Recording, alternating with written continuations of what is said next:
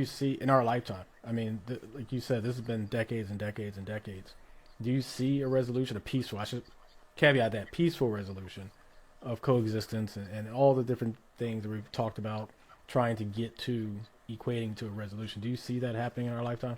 Not in the short term. I mean, obviously, militarily, military is necessary. I was thinking more about the health issues and the supply issues and the rebuilding and all that. Gaza is an independent state. I don't know. I'm not a politician. It's very difficult. There's still haters out there, Jewish haters and Israeli haters.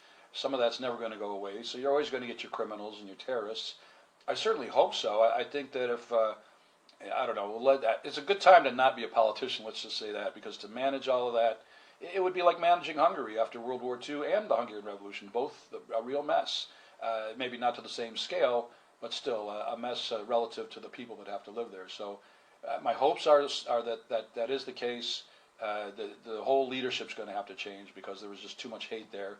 And I've seen enough videos and photographs of kids showing hate and following what they learn, and that's going to be really, really hard to undo. It's a very depressing thing, but we can try slowly but surely. Not everybody's like that, and 99% of people are not like that. That's the good news. Like it's always the one guy that ruins it for everybody. Osama bin Laden and Pol Pot and Hitler and Saddam Hussein. It's always the one guy that ruins it for everybody. But if the people start to call out the leaders and show some accountability, that's a good start.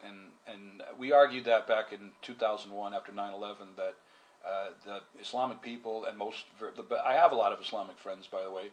Most would be more peaceful, more about their religion and families, whereas if we got that select 1% or so that, or less, I would imagine, that are just they're belligerent, they're violent, militant, and I don't know.